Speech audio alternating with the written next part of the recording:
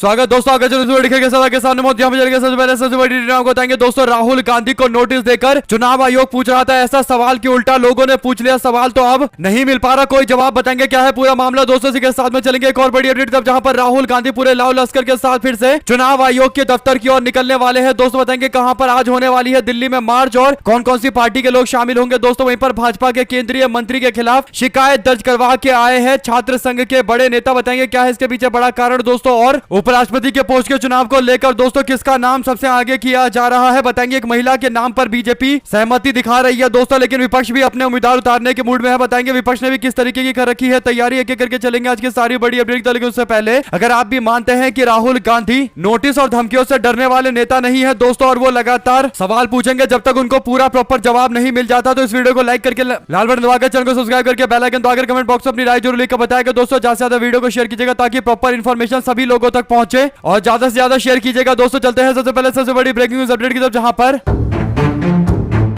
राहुल गांधी के सबूतों के साथ लगाए गए आरोप के मामले को लेकर इलेक्शन कमीशन ऑफ इंडिया की धमकी के बाद अब नोटिस का खेल शुरू हो चुका है दोस्तों। दरअसल हुआ यह है कि दोस्तों राहुल गांधी की ओर से जो पीपीटी दिखाया गया था, यानी जो राहुल गांधी सबूत लेकर आए थे, उसे लेकर कर्नाटक के मुख्य चुनाव अधिकारी ने राहुल गांधी को नोटिस दिया है दोस्तों। लेटर भेजकर राहुल गांधी से कहा है कि आपका शकुन रानी को डबल वोट करने का जो दावा है वो गलत है। आपने कहा था कि इलेक्शन कमीशन ऑफ इंडिया का डेटा है, यानी चुनाव आयोग ने जो दस्तावेज दिया है उसी के आधार पर यह आरोप लगाए जा रहे हैं, लेकिन चुनाव अधिकारी ने जो आपको दस्तावेज दिया होगा उसमें कहीं टिक नहीं होगा, क्योंकि ओरिजिनल दस्तावेज में कहीं टिक नहीं है कि शकुन रानी ने 2 जगह वोट डाला है, और शकुन रानी ने भी इस बात को स्वीकार किया है कि उन्होंने 2 जगह वोट नहीं डाला। यानी दोस्तों राहुल गांधी ने इतने सारे गंभीर आरोप लगाए, किसी ने 4 जगह वोट डाला, किसी ने अलग अलग राज्यों के अंदर वोट डाला है, ये आरोप राहुल गांधी के। और कई एक ही एड्रेस पर कई सारे लोगों के, सैकड़ों लोगों के नाम है दोस्तों, और कई हजार ऐसे लोग हैं जिनकी बिना फोटो के वोटर लिस्ट में नाम लिखा हुआ है दोस्तों। तो राहुल गांधी के इन सारे आरोपों में चुनाव आयोग के अधिकारी को केवल यह मामला मिला है कि शकुन रानी, जिनके 2 वोट बताए गए हैं 2 अलग अलग क्षेत्रों के, उन्होंने 2 जगह वोट नहीं डाला है। लेकिन चुनाव अधिकारी का यह कहना कि शकुन रानी कह रही है कि 2 जगह वोट नहीं डाला है, यह इस बात को साबित करता है दोस्तों कि उनका 2 जगह वोट तो है। अब उन्होंने 2 जगह डाला है या नहीं डाला है, इस पर राहुल गांधी से सवाल चुनाव आयोग पूछ रहा है। लेकिन 2 जगह वोट डालना कानूनी अपराध है दोस्तों। ऐसे में अगर किसी व्यक्ति ने 2 जगह वोट डाला होगा तो क्या वो इस बात को कभी स्वीकार करेगा कि उसने 2 जगह वोट डाला है? ये तो कॉमन सेंस है कि वो व्यक्ति मना करेगा कि उसने 2 जगह वोट डाला है। इसीलिए शकुन रानी के बयान का कोई वैल्यू नहीं है दोस्तों। इसके बाद अब लोगों ने चुनाव आयोग को चैलेंज देना शुरू कर दिया है दोस्तों। कहा है कि अगर इलेक्शन कमीशन ऑफ इंडिया मानता है कि शकुन देवी ने 2 जगह वोट नहीं किया तो उनको दोनों बूथ के सीसीटीवी कैमरे सबके सामने रखने चाहिए, सीसीटीवी कैमरे की रिकॉर्डिंग दिखानी चाहिए कि शकुन देवी ने केवल 1 जगह वोट डाला है, जो दूसरी जगह वोट नहीं डाला है। अगर आप भी मानते हैं दोस्तों कि अब प्रूफ करने का काम देश के चुनाव आयोग और चुनाव अधिकारियों का है दोस्तों, क्योंकि उनके पास सीसीटीवी कैमरे की रिकॉर्डिंग है और वो आराम से रिकॉर्डिंग में देख सकते हैं और देश की जनता को बता सकते हैं कि राहुल गांधी का आरोप सही है या गलत है। ऐसे में दोस्तों अगर आप भी मानते हैं कि राहुल गांधी को नोटिस देने और सवाल पूछने से पहले सीसीटीवी कैमरे में खुद सबूत जुटाकर चुनाव आयोग को जवाब देना चाहिए। जो भी आपकी राय है दोस्तों लिखकर जरूर बताएगा। चलते हैं एक और बड़ी अपडेट की तरफ, जहां पर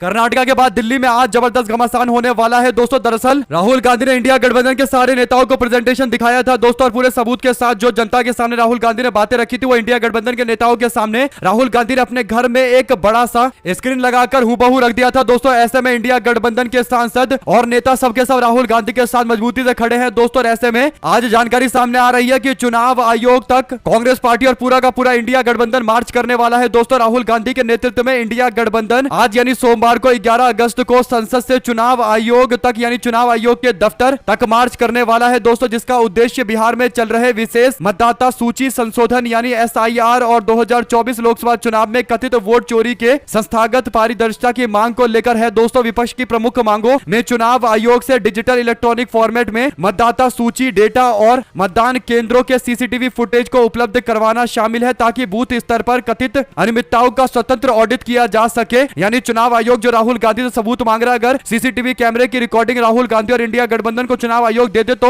इंडिया गठबंधन खुद से वीडियो रिकॉर्डिंग भी इकट्ठा कर सकता है दोस्तों। आपकी क्या राय है लिखकर जरूर बताएगा, क्योंकि जब से राहुल गांधी ने सवाल खड़ा किया दोस्तों उसके बाद 365 दिनों तक सीसीटीवी फुटेज को संरक्षित रखने के फैसले को बदलकर 45 दिन में कन्वर्ट कर दिया गया। यानी केवल 45 दिन अगर चुनाव के हुए हैं तो ही सीसीटीवी कैमरा दिया जा सकता है, उसकी रिकॉर्डिंग दी जा सकती है। उसके बाद के चुनाव की कोई रिकॉर्डिंग मांगी जाएगी तो कोई रिकॉर्डिंग उपलब्ध नहीं है दोस्तों। इसी पूरे मामले को लेकर राहुल गांधी और इंडिया गठबंधन पूरी तरीके से फुल फ्लैश कैंपेन चला रहे हैं। दोस्तों दो राय जरूर लिखकर बताएगा और ज्यादा से ज्यादा वीडियो को शेयर कीजिएगा। इसके बाद कांग्रेस पार्टी ने फैसला लिया है कि अब 2019 की फाइलें भी खोलेंगे। कांग्रेस का कहना है कि 2019 के लोकसभा चुनाव में मतदाता सूची में कथित अनियमितता को उजागर करने के लिए एक व्यापक ऑडिट शुरू किया जाएगा। दोस्तों यह बात कांग्रेस पार्टी के महासचिव केसी वेणुगोपाल ने रविवार को कही है। केसी वेणुगोपाल ने कहा है कि 48 ऐसे निर्वाचन क्षेत्र थे, ऐसे चुनाव वाले इलाके थे जहां पर इंडिया गठबंधन के उम्मीदवार को 50,000 से कम वोटों से हार का सामना करना पड़ा था। पार्टी उन सभी जगह पर व्यापक जांच करवाएगी, यानी पार्टी को यहां पर भी शक होने लगा है। दोस्तों जिस तरीके के आंकड़े आए हैं कहीं ना कहीं 2024 के आंकड़ों से अब 19 की ओर भी रुख करना पड़ेगा दोस्तों, क्योंकि अगर कोई पैटर्न बनता है तो इससे एक बड़ी साजिश की ओर बड़ा खुलासा हो सकता है। जो भी आपकी राय है दोस्तों लिखकर जरूर बताएगा। चलते हैं एक और बिग न्यूज अपडेट की तरफ, जहां पर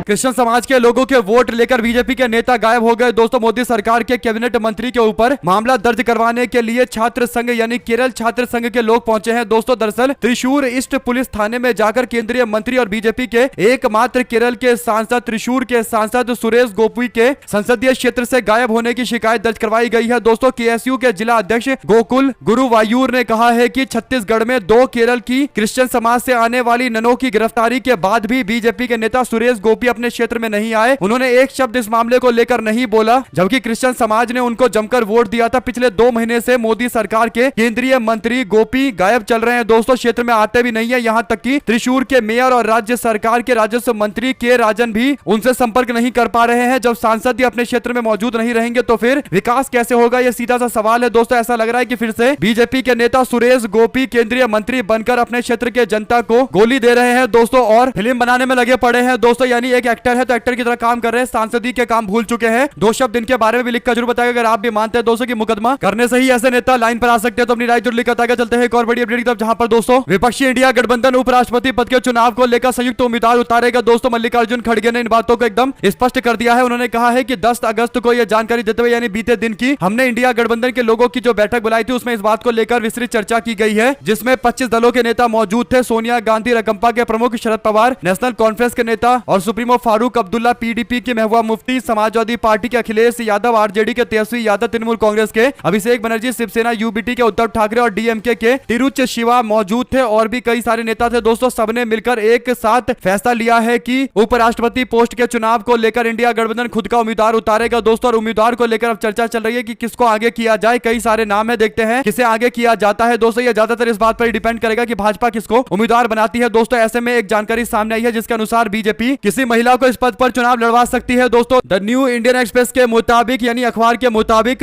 एक पूर्व बीजेपी की महिला सांसद जो ओबीसी यानी अन्य पिछड़ा वर्ग से है, संभावित उम्मीदवार के रूप में उनको आगे किया जा सकता है। संभावना जताई जा रही है कि किसी मौजूदा या पूर्व राज्यपाल को भी यह मौका दिया जा सकता है। लेकिन अगर भारतीय जनता पार्टी महिला उम्मीदवार को चुनती है तो राष्ट्रपति द्रौपदी मुर्मू के बाद महिला सशक्तिकरण के रूप में इसे बीजेपी के लोग बताने की कोशिश करेंगे। दोस्तों ऐसे में एक और जो महिला नेत्री है जिनका नाम काफी चर्चा में चल रहा है दोस्तों वो है वसुंधरा राजे। दरअसल राजस्थान की पूर्व मुख्यमंत्री वसुंधरा राजे का नाम आगे चल रहा है क्योंकि वसुंधरा राजे ने हाल ही में दिल्ली में प्रधानमंत्री नरेंद्र मोदी से मुलाकात की है। दोस्तों जो जगदीप धनखड़ के उपराष्ट्रपति पद से इस्तीफे के बाद बेहद अहम माना जा रहा है। इसके बाद योगी आदित्यनाथ से भी इनके मुलाकात की तस्वीरें सामने आई है दोस्तों, क्योंकि धनखड़ राजस्थान से थे तो इसीलिए राजस्थान के किसी व्यक्ति को आगे करके राजस्थान में मैसेज भेजने की कोशिश भी की जा सकती है। आप लोग इसे किस तरीके से देखते हैं लिखकर जरूर बताएगा। ज्यादा से ज्यादा वीडियो को शेयर कीजिएगा दोस्तों। अगर आप भी मानते हैं कि जरूर बीजेपी किसी महिला उम्मीदवार को ही मैदान में उतारेगी तो लिखिएगा जरूर, और विपक्ष को किसको आगे करना चाहिए यह भी लिखकर जरूर बताएगा दोस्तों। ज्यादा से ज्यादा वीडियो को शेयर कीजिएगा। चलते हैं एक और बड़ी अपडेट की तरफ, जहां पर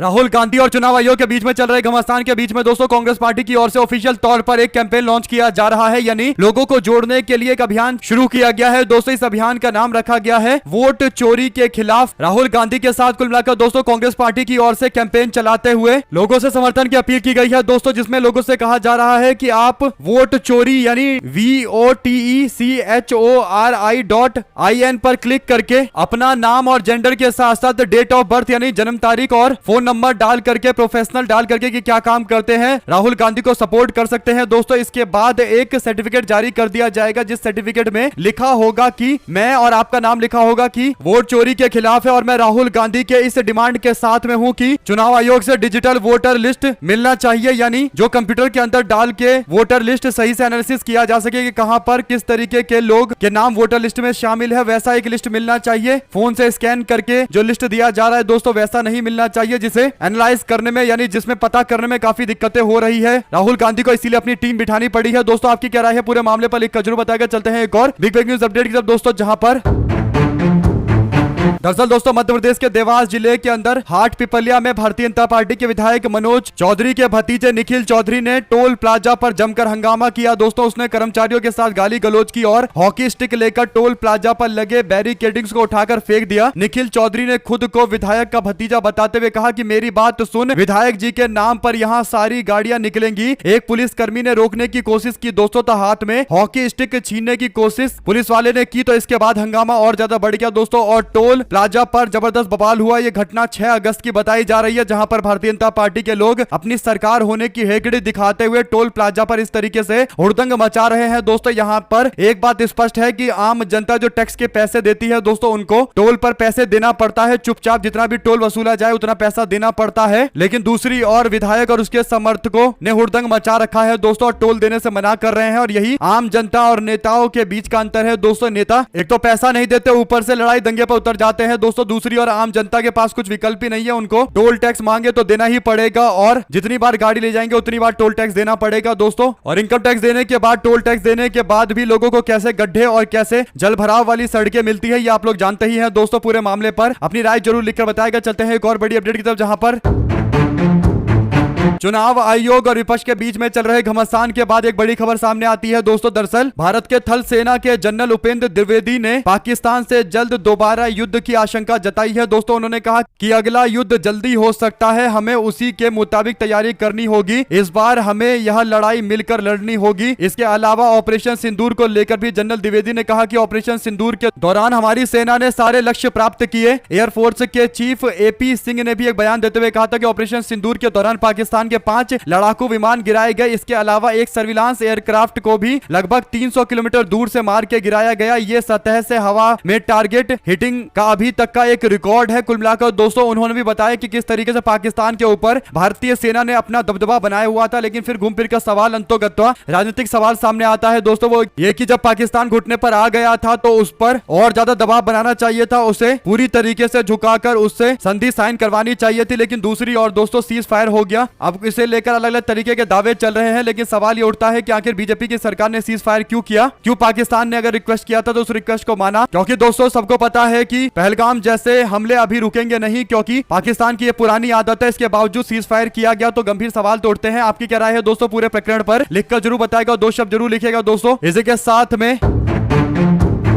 बिहार में 65 लाख मतदाताओं के नाम हटाने पर चुनाव आयोग का सुप्रीम कोर्ट को 2 टूक। चुनाव आयोग ने सुप्रीम कोर्ट से साफ कह दिया कि 65 लाख लोगों के जो नाम हटाए गए हैं मतदाता सूची में, उनके नाम की लिस्ट जारी नहीं की जाएगी। ये बताने के लिए चुनाव आयोग बाध्य नहीं है कि किन किन लोगों के नाम हटाए गए हैं। मामला सुप्रीम कोर्ट में दायर किया गया था दोस्तों। उसके बाद अब जवाब आया है इलेक्शन कमीशन ऑफ इंडिया के द्वारा। इस पर फिर से सुनवाई होने वाली है दोस्तों। और एक बात तय है कि सुप्रीम कोर्ट अब सवाल पूछेगा कि आखिर चुनाव आयोग को जो डिलीटेड नाम है उन्हें पब्लिश करने में, उन्हें सबके सामने रखने में क्या दिक्कत आ रही है। क्योंकि अगर चुनाव आयोग के पास पिछले लोगों के नाम है और अब जो अपडेटेड नाम है उन दोनों की जानकारी मिली हुई है, तो फिर दोनों में अगर सही से सर्च करेंगे तो उन्हें पता चल जाएगा कि किन किन लोगों के नाम काटे गए हैं। और ये ज्यादा बड़ा काम नहीं है दोस्तों। चुनाव आयोग के पास तो डिजिटल डेटा मौजूद होगा SIR का और पुराना, तो फिर उनको सर्च करने में ज्यादा टाइम भी नहीं लगेगा। तो आखिर जब विपक्ष के लोग मांग कर रहे हैं कि हमें बताइए कि किन किन लोगों के नाम काटे गए, उसकी लिस्ट दे दीजिए, तो इसमें चुनाव आयोग को दिक्कत क्या है दोस्तों? बल्कि अगर ऐसा होता है और नाम पता चल जाता है कि किन किन के नाम काटे गए हैं, तो विपक्ष अपने लोगों को भेजकर वेरिफिकेशन करवा सकता है कि किन किन लोगों के नाम काटे गए और कहीं सही तरीके से काटे गए या गलत तरीके से काटे गए, और तभी वेरिफिकेशन तुरंत हो जाएगा दोस्तों। जिनके नाम ऐड हो रखे हैं जो पहले भी थे, तो वो तो कोई नई बात नहीं है दोस्तों। जिनके नाम कटे हैं उनको जस्टिफाई करना, उनको वेरीफाई करना जरूरी है। और ये विपक्ष के लिए आसान हो सकता है अगर लिस्ट मिल जाए, लेकिन चुनाव आयोग अभी लिस्ट देने को तैयार नहीं है। देखते हैं इस पर कोर्ट की क्या प्रतिक्रिया रहेगी दोस्तों। जो भी जानकारी जुड़ी आएगी इससे आप तक लगातार पहुंचाते रहेंगे। चलते हैं एक और बड़ी अपडेट तब दोस्तों, जहां पर वरिष्ठ पत्रकार हिमांशु मिश्रा कहते हैं कि मैं चुनाव आयोग के एक अधिकारी से मिला। उन्होंने कहा कि हर साल प्रदेश चुनाव आयोग सबमिशन देता है और उनकी यह वोटर लिस्ट है। ऐसा क्या हो गया कि 6 महीने में जो मतदाता बढ़ गए, और ये काम भी तो BLO करता है, तो फिर 37 लाख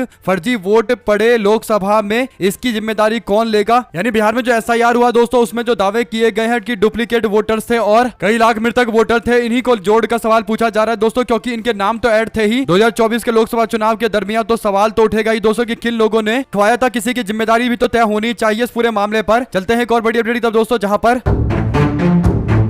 शरद पवार ने चुनाव प्रक्रिया की शुचिता और निर्वाचन आयोग की छवि के बारे में संदेह दूर करने के लिए चुनाव आयोग के नेता प्रतिपक्ष राहुल गांधी द्वारा लगाए गए वोट चोरी के आरोप पर विस्तृत जांच करवाने की मांग की है। पवार ने निर्वाचन आयोग के द्वारा राहुल गांधी के हलफनामा दाखिल करने और शपथ पत्र के तहत जानकारी देने के लिए कहे जाने के पीछे के तर्क पर भी सवाल उठाया है। दोस्तों, शरद पवार ने पत्रकारों से कहा कि वोट चोरी पर राहुल गांधी की जो प्रस्तुति है काफी अच्छे तरीके से उन्होंने शोध करके दस्तावेजीकरण करके डिटेल में जानकारी इकट्ठा की है और सबूत के साथ में वो जानकारी दे रहे हैं। चुनाव प्रक्रिया की शुचिता और चुनाव आयोग को संदेहास्पद छवि से बाहर रहना चाहिए, यानी चुनाव आयोग पर लोगों को संदेह नहीं होना चाहिए। इस तरीके का काम आयोग को करना चाहिए। उसके लिए जरूरी है कि राहुल गांधी के द्वारा लगाए गए आरोपों पर एक्सटेंसिव जांच किया जाए। शरद पवार दोस्तों काफी अनुभवी नेता है, जो वो बोलते हैं काफी सोच समझकर बोलते हैं, इसीलिए चुनाव आयोग को इतने सीनियर नेताओं की बात पर ध्यान देना चाहिए। उन्होंने अपनी पूरी जिंदगी में कई दर्जन चुनाव लड़े और लड़वाए हैं, इसीलिए उनका पूरा अनुभव है, इसीलिए उनकी बातों पर ध्यान देना भी काफी जरूरी है। दोस्तों, आपकी क्या राय है इस पूरे मामले पर लिखेगा जरूर। चलते हैं एक और बड़ी अपडेट तब, जहां पर कांग्रेस पार्टी के वरिष्ठ नेता और सोनिया गांधी के काफी करीबी नेताओं में से एक दोस्तों आनंद शर्मा ने अब अपनी पार्टी के एक बड़े पोस्ट से इस्तीफा दिया है। दोस्तों, उन्होंने विदेश मामलों के विभाग में अध्यक्ष के पोस्ट से इस्तीफा दिया है। दोस्तों, आनंद शर्मा ने कहा कि 1 दशक से ज्यादा हो गया मैंने विभाग को संभाला, नेतृत्व किया, अब मैं चाहता हूं कि इसका पुनर्गठन होना चाहिए और हमारी पार्टी के किसी युवा को इसकी जिम्मेदारी संभालनी चाहिए। यानी दोस्तों आनंद शर्मा सोनिया गांधी के करीबी नेता माने जाते हैं। दोस्तों, यानी जो सोनिया गांधी जी के टाइम के नेता थे, धीरे धीरे करके अब वो पार्टी में या तो रिटायर्ड होते जा रहे हैं या फिर वो स्वयं अपने आप इस्तीफा देकर हल्की और छोटी जिम्मेदारियों के साथ पार्टी से जुड़े हुए हैं। दोस्तों, इसीलिए आनंद शर्मा का यह इस्तीफा भी काफी बड़ा है, क्योंकि आनंद शर्मा ने अपने पोस्ट से इस्तीफा देकर युवा कांग्रेस के नेता को आगे करने की मांग की है। दोस्तों, और इसी से पता चलता है कि अगर कोई व्यक्ति कट्टर कांग्रेसी है, पक्का कांग्रेसी है, तो वो पूरे जीवन भर कट्टर कांग्रेसी होता है। दोस्तों, आनंद शर्मा को अपने साथ में लाने के लिए भाजपा ने कितने प्रयास किए, लेकिन आनंद शर्मा ऐसे नेता है दोस्तों जो हर परिस्थिति में कांग्रेस पार्टी के साथ में रहे हैं। अगर आप भी मानते हैं कि ऐसे नेताओं को सैल्यूट करना चाहिए जो स्वयं अपने पोस्ट से इस्तीफा देकर एक युवा को आगे बढ़ाने की मांग कर रहे हैं। और अब कांग्रेस पार्टी में दोस्तों लीडरशिप का पूरा शिफ्ट धीरे धीरे करके हो गया है, कुछ एक नेता और बचे हुए हैं, वरना अभी की स्थिति में आप देखेंगे तो राहुल गांधी के जो करीबी नेता है उन सबको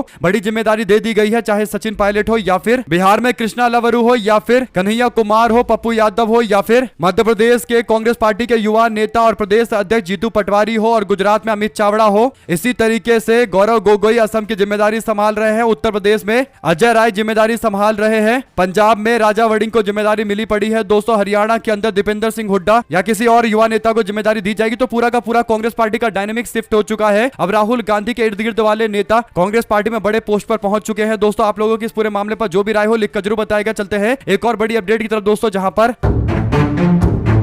भारतीय जनता पार्टी की सहयोगी पार्टी शिवसेना के नेता और उप मुख्यमंत्री महाराष्ट्र एकनाथ शिंदे कहते हैं कि इलेक्शन कमीशन ऑफ इंडिया जाना चाहिए राहुल गांधी को या फिर सबूत लेकर हाईकोर्ट जाना चाहिए। उनको सही जगह पर अपने सारे सबूत दिखाने चाहिए। इस पर आदित्य ठाकरे ने जवाब देते हुए कहा कि ये चोर, यानी दोस्तों शिंदे का नाम लेते हुए शिंदे को बोलते हुए कि ये चोर इलेक्शन कमीशन ऑफ इंडिया को प्रोटेक्ट कर रहा है, बचा रहा है और चोरी को कानूनी बताने की कोशिश कर रहा है, यानी चोरी को लेजिटिमाइज कर रहा है, चोरी को वैध बता रहा है और तब मदद कर रहा है भारत के फ्री एंड फेयर इलेक्शन की हत्या करने के लिए, यानी भारत के अंदर जो स्वतंत्र और निष्पक्ष चुनाव होते हैं उसकी हत्या करने का समर्थन कर रहा है। कुल मिलाकर दोस्तों शिंदे की ओर इशारा करते हुए आदित्य ठाकरे की ओर से शिंदे वाले न्यूज पर यह जवाब दिया गया है। अगर आप भी मानते हैं कि ये साफ तौर पर शिंदे को लेकर आदित्य ठाकरे की नाराजगी सामने आती है दोस्तों, और शिवसेना चोरी करने का आरोप एकनाथ शिंदे पर लगता आया है। इसी के साथ में राहुल गांधी के रास्ते पर निकल रहे हैं तेजस्वी यादव। दोस्तों, उन्होंने राहुल गांधी के तर्ज पर डॉक्यूमेंट लाकर एसआईआर के बाद जो डॉक्यूमेंट आए हैं उस पर खुलासा किया है कि election commission of India has registered 3 lakh voters in Bihar SIR, जिसका नंबर 000 या 0/00 है। यानी दोस्तों घर का जो नाम 0 है,